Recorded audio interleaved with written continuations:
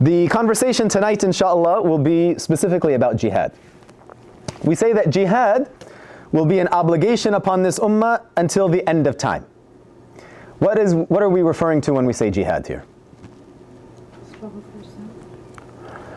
So there is in Islam jihad al-akbar and jihad al-asghar. So there is the greater jihad and there is the lesser jihad. The greater jihad is known as the struggle with oneself. And we say that this is one of the most important elements of a person's completion of faith. What we're talking about tonight is fighting.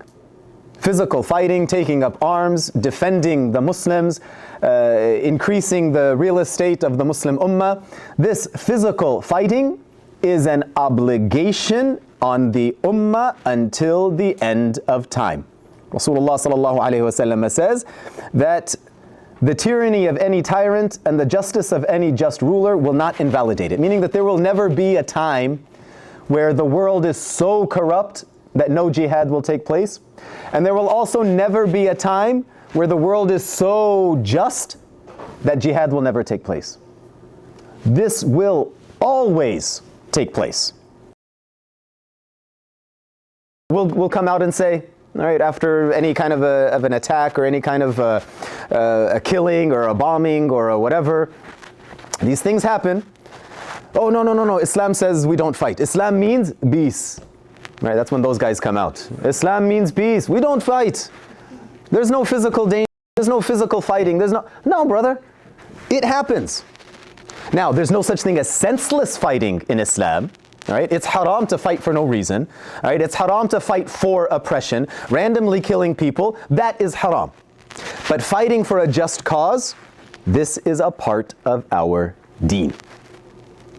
When there is a just cause, it's not only not haram to negate it, but in fact, this is one of the highest acts of piety.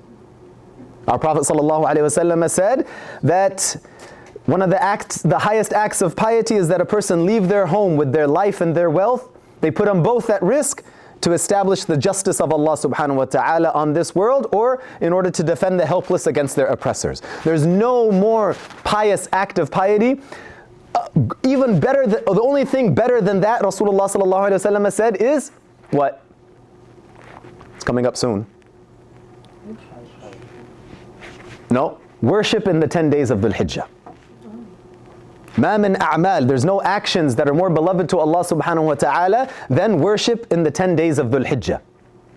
The Sahaba asked him, Ya Rasulullah, Hajj, even jihad fi sabilillah? He said, even jihad fi sabilillah, but that a person should leave their home with their life and with their wealth, and they come back with neither one. So our iman, what does our aqeedah say? That jihad must take place. There was a time, alhamdulillah, when the Muslims used to take this seriously. All right, what we see now going on in Burma, in Western China, Turkestan, the Uyghurs, Palestine, the things that literally break the heart and just boggle the mind. How could something like this happen? It didn't used to happen in those days. Why? Because the Muslims took this seriously. Right? You couldn't just push around the Muslim ummah. There was a concept of we will defend our believers. We will defend our homeland. We will take up physical arms in order to defend the cause of Allah subhanahu wa ta'ala. We will take up physical arms to protect the oppressed. Now, alhamdulillah, the ummah is watching Netflix, so the entire world just kind of looks at us as, my sheikh would say, the free-for-all section on Craigslist. You want it, take it. You don't want it, okay, leave it. We lost our backbone.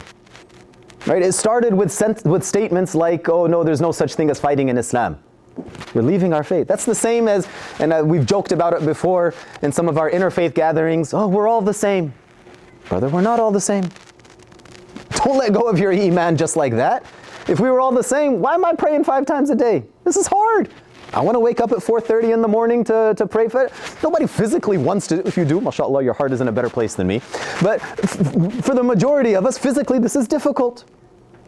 If we're all the same, I'll just take the salvation. Christ died for my sins. I'm good. Peace. No, we're not all the same. So Same thing with, with this statement as well. Oh, it just means peace, or we just, fighting. This is part of our deen. May Allah subhanahu wa ta'ala raise from this ummah a group of people who take this seriously. Allahumma ameen. This is not an appropriate view of hadith studies. Okay, when the Prophet ﷺ prophesied on something, it is not acceptable for anyone to say, oh, well, like 60 years later or 1,000 years later, well, now we are the manifestation of that hadith. I'll give you another example. When you hear about the Day of Judgment and the signs of the Day of Judgment, one of the most common minor signs is that in the Arabian Peninsula there will be, you've heard this, what? Tall towers. Okay? Now everybody wants to say, oh, the clock tower. This is the manifestation of that hadith. That means the Day of Judgment is coming close. We don't know. Like, that's not an appropriate reading of the ahadith. So when we say that our iman says jihad is happening, it will never be negated. That's what our iman says. Are some people doing it bogus? Yes. Are some people doing it correctly? It is part of our iman to say yes. I would apply to salah. Okay, is salah a fard? Is it obligatory? Is it happening all the time? Okay, are some people missing out on it and doing it bogus? Yes. Are some people doing it right? Yes.